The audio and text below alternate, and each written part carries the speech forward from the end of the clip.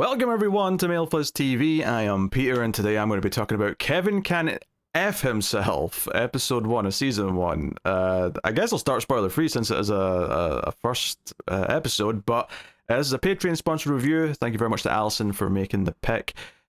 So yeah, not continuing with Lord of the Flies due to my lack of interest. I have been granted mercy and introduced to something else that I've heard of. I remember this title when the show debuted. And a few years ago, when was this? 2021, give or take. Okay, so yeah, this is an interesting show, and I think I might have heard of the gimmick around the time it aired. I might have heard of what its shtick was vaguely, but I'd kind of forgotten about it. But it was interesting watching this first episode, and like as soon as it started, and it looked like a sitcom, like a multi-camera sitcom with a laugh track, I went, "That's a bit weird. This is an hour-long show."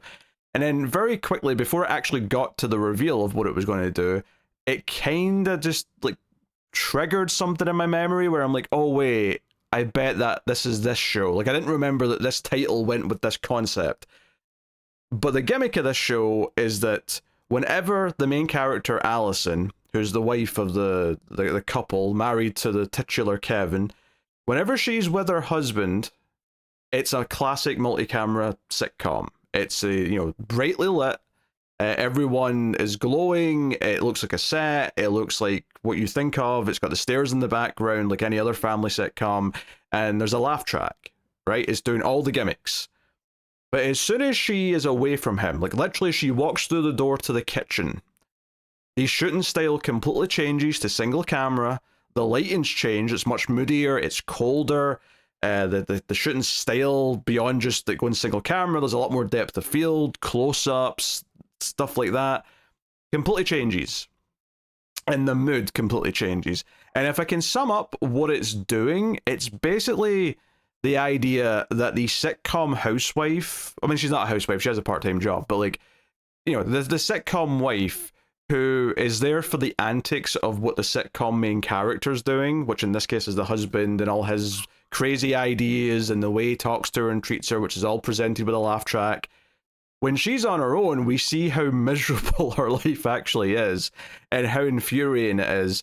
And obviously that's extending to the idea of it being an analogy for kind of like a woman in a marriage and kind of the expectations put upon her, and then what her actual existence actually is, putting up with this fantasy life that the husband sort of presented with himself.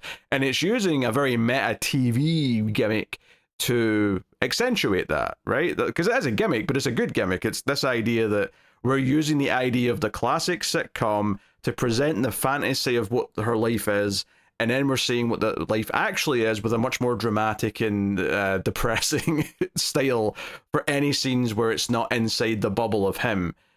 And it's an interesting mechanic. It's an interesting idea.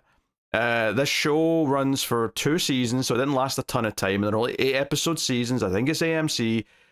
But it's definitely unique, and it's definitely got an idea. It's got something that it's shooting for, and very, very quick. As soon as it transitioned to the alternate style, because it starts off in sitcom mode, as soon as it transitioned to her on her own and everything completely changed, it immediately felt kind of fresh. It felt like, oh, okay, we're doing something, and any worries of the sitcom parts not being that funny kind of faded away, because they're not. Like, it's almost intentional by design that the type of things the husband Kevin is saying are not funny. Him and his neighbor, who's his best friend, and their schemes, like, they resemble classic sitcom type schemes that a husband and his best friend might try and pull off, but they're so like tone deaf and like tropey that they're not funny on their own. But that's not to say that like those parts are bad, right? The first one almost comes across as a little bit bad because you've not really get into the swing of the show yet. Once you get later in the episode, though, and we've established what's bothering Allison and we see how she's reacting to things in her like more dramatic parts of the episode, some of the stuff in the sitcom part starts to take on new meaning and like new, and not in a funny way, right? It's not like it becomes funnier like a sitcom is. It starts to take on new meaning of how what it means when he disregards something she said, or what it means when he ignores something, or what it means in the case of an example in this episode is that she's really proud of the coffee table they have because it's the nicest thing they own in the house. and he just doesn't care about it. And the way that comes up in some of the later sitcom parts, it has like a whole new meaning when you know what it means to her that he is just blatantly ignoring it. So that kind of stuff is super interesting. It's kind of like, it's almost like taking a marriage and the idea of a marriage that is unequal, and the you know, like almost using the sitcom trappings to kind of explore the dichotomy of this woman's life, like, and what it actually is versus what it is in terms of how the husband views it, and exploring the dynamics between a married couple through that lens. And I think that's very interesting. I think it's actually a really cool concept. It's very meta, of course, right? Inherently, to understand how this is poking at things and saying that the classic TV sitcom is the facade, right? I think if you'd never watched TV before, this would be so weird, right? But if you've watched sitcoms, even good ones that aren't necessarily as guilty as what this fake one that's kind of doing it is, you can recognize the tropes that it's doing, like the schemes that they're pulling off, right? The whole sitcom plot of this episode is that for their anniversary, Kevin wants to throw this anniversary rager, which is a tradition where he has a party and they do drinking games and stuff. And it seems like something that Allison doesn't want and doesn't care about, but he's going to do it anyway. But there's schemes, you know, he's trying to find lookalikes to Tom Brady, who, as I understand it, is an American football player. And now I know one football player from America, but like that's like what the whole thing is. You can imagine the sitcom plot, and the funny thing is because it's like 45 minutes long for the whole episode, I'm sure it doesn't actually work out exactly the right length, but if you took just the sitcom parts when it looks like a sitcom and just edited those down in, I would be curious to how close to the 20-22 minute sitcom length that stuff would be. It probably is less than that if I was to guess, just because it felt like there was more of the non-sitcom stuff. It would probably be more like 15 minutes all in, I would guess. But, which is not a complaint. It's just interesting it would be interesting to, as an exercise, to see if like it would almost work as a sitcom episode if you edited just all the other parts out. Now, it wouldn't be a good sitcom, because like I said, it's intentionally not funny on its own because it's very dated, you know, it's kind of misogynistic, but like, you know, it's the very dated humor, and we're supposed to laugh at Kevin's antics, and they aren't actually funny, which is fine. They're not supposed to be to the viewer of this show. You're supposed to be viewing it from her perspective and feeling what she's feeling as she's going through these scenes, and the way he just kind of expects her to do stuff. You know, it's like, haha, he expects her to cook dinner. Isn't that funny? I mean, no, it's not. But it works in this context because that's not the point of the scene. The point of the scene is to feel the anger that she's feeling and the frustration that she's feeling that she's been expected to do that. So, yeah, it's an interesting show. Now, does it have legs? Is this, like, as one episode, it was a really interesting mechanic. I'm very curious to see how they play with this mechanic and other types of sitcom tropes they can kind of almost deconstruct by showing her side of things and how she is frustrated with what Kevin's doing and so on and so on, and like how destructive to her life his antics actually are. I could see them really playing with that, and I can't necessarily think of all the scenarios they might be able to do with this concept over the course of 16 episodes, but I can definitely expect that there is some, right? I always did hope there is some. It would be really sad to get to like episode 4 and feel like, oh, this is getting old now, because I feel like they've already done everything they could with it. I don't expect that to be the case though, because this felt like it was actually really swinging for something. So I liked the first episode. If that wasn't clear, I'm speaking quite fondly here of like what it's doing, what its basic premise. So fair play, right? And you know, the actor they got to play Kevin, was his name Eric Peterson? Like, he is good as the generic douchebag husband. He's basically like a really shitty version of like Kevin James in King of Queens, I guess. At least visually, in terms of like, you know, he's always wearing these like cable man kind of like overalls, which kind of reminds me of him always wearing his FedEx, or was it FedEx? Nah, UPS. I think it was UPS. Whatever delivery service he worked for, he was always kind of wearing that when he came home from work and stuff like that. They're kind of going for that type of vibes. Not that his characteristics necessarily match up with his one-to-one by any stretch. He's definitely more of a combination of like every generic sitcom husband who's a bit of an asshole, and we're meant to laugh as he does childish things and make her life miserable and so on. So that's the basic gist. I'll say spoilers from this point on, just so I don't have to like worry about it, and can just speak freely. But that is the gist of the show, and I did quite like this first episode. So, in terms of like what this episode does, I mean, the main mechanics here for this one is that she really wants to move house, right? She has this goal in her head. She wants to get out of this crappy house they've had for 10 years, and she wants to move to somewhere nicer. It's what she's daydreaming about. And it's interesting that her daydreams, they don't match the sitcom lighting or style exactly, but they're much closer to it. They're much more, glowing and like, this like ideal world where Kevin's actually dressed nicely in this version of her head, and she looks more like a typical housewife actually in her head, right? It's almost like she's trying to live up to this fantasy. But life actually sucks. Is what the show's actually showing. But she wants to do this, and she says this to Kevin, and she's making plans like, hey, we can do this, we can make a down payment, we've got savings. And he kind of gives in and agrees to it and acts like he's the nice husband. But everyone else kind of expects that eventually like she'll be convinced to change her mind. Like his best friend, the neighbor, who's like a really childish guy in his 30s with that, who's always wearing a cap with his long hair sticking out. He's apparently very upset that they might be moving. But it's actually the neighbor's sister, who's also a neighbor. I think the brother and sister live together.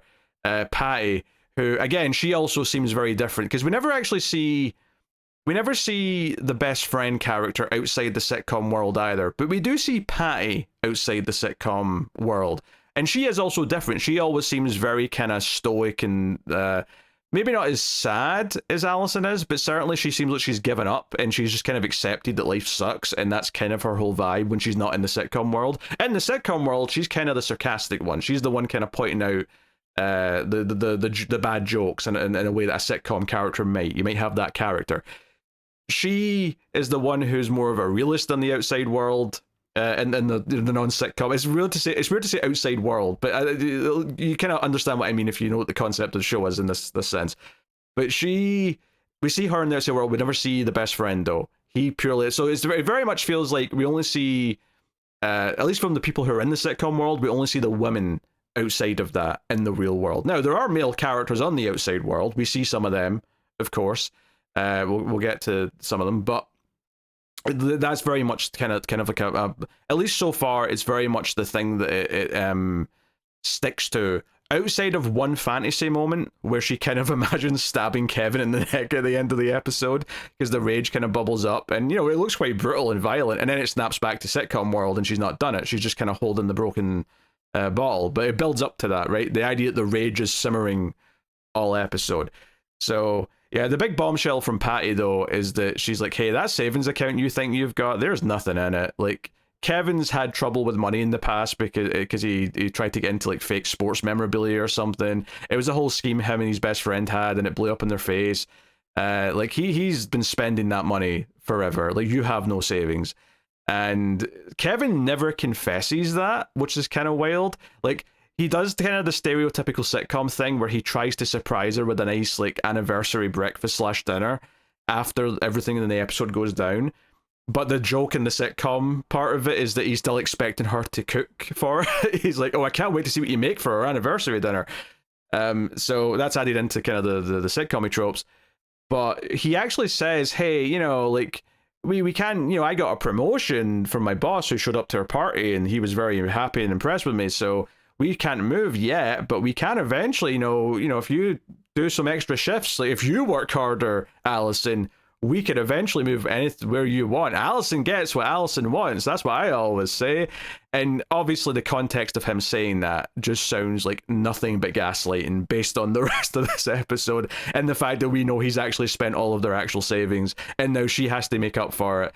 I think Allison, if she is smart, she will start making sure all of her savings are in a personal account and not a joint account, because it really feels like he cannot be trusted. But that has a lot of weight to it. The coffee table I was bringing up, is she keeps bringing up that the one thing she likes in her house is this coffee table, which she says is from Pottery Barn, and he keeps saying no, it was from Goodwill, maybe originally from Pottery Barn, but she bought it used. But she's very proud of this table. And then during the final, not the final section, but the final part before everything falls apart, in fact the coffee table literally falls apart, is he stands on it to make an announcement that he got a promotion. And obviously she comes down the stairs after having sit in the bathtub just drinking and in a depressed mode. The fact that she sees him standing on the table is so disrespectful to the one thing she actually cares about in this house.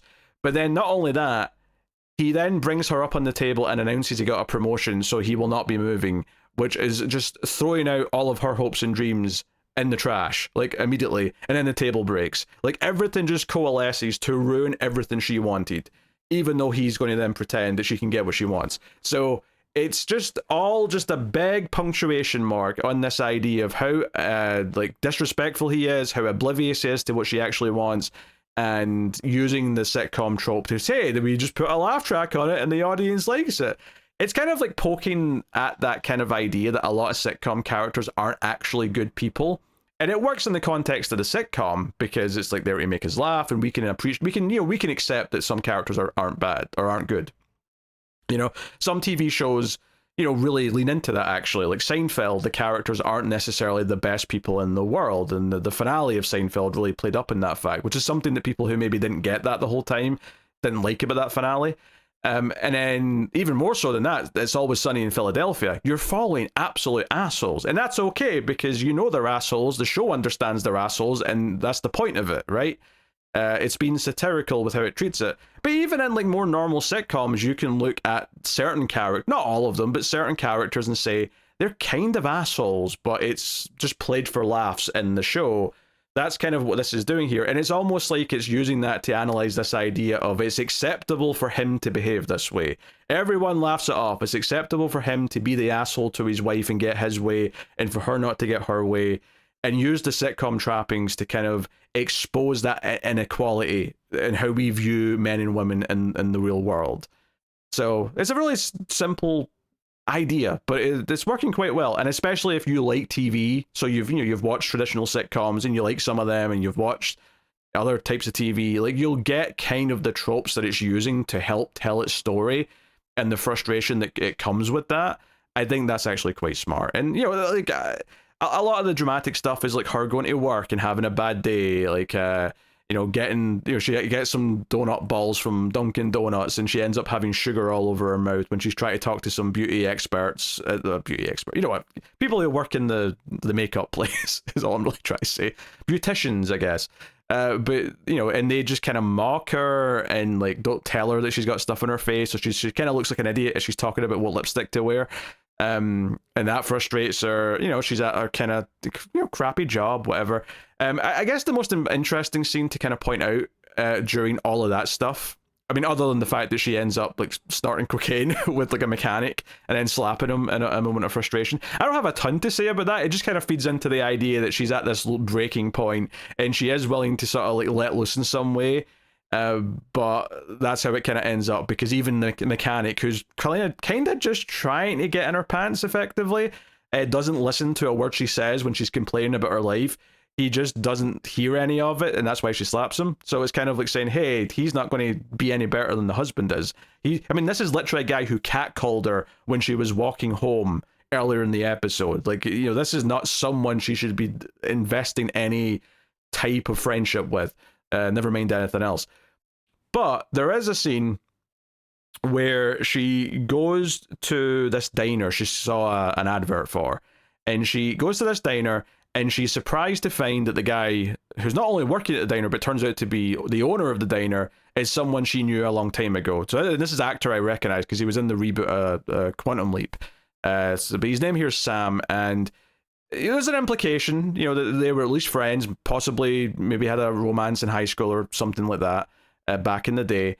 And she didn't realize he was back in town, but he's moved back. He kind of went to the big city to an extent, and he's back though. He's opened this diner and he's doing relatively well. You know, they kind of both joke about how this city's not exactly developing and, you know, a booming economy or anything, but, you know, he's got his own diner and it looks quite nice. And she ends up kind of ditching out of the scene, possibly because she does feel awkward that this guy that she, I think, has had a romantic past with is doing much better, and he's talking about how him and his wife are renovating somewhere new down by the water or whatever it is, and it makes her feel even crappier about her life. And she leaves the scene, kind of in a hurry, doesn't even get the thing she came for, which was the security board. Security board. I'm realizing I've never really said that word before, and I'm kind of stumbling on it, but whatever, I'll practice some more. Never had one myself. But she just exits out the scene. She just runs away, effectively, making an excuse that she has to go because she's uncomfortable, because this is like making her reassess her life, and she feels like this guy is way more successful than she is. And maybe we'll find out that's not as true as it seems. Maybe that's just like her perception here, because it seems like he's doing well, and that's making her feel worse.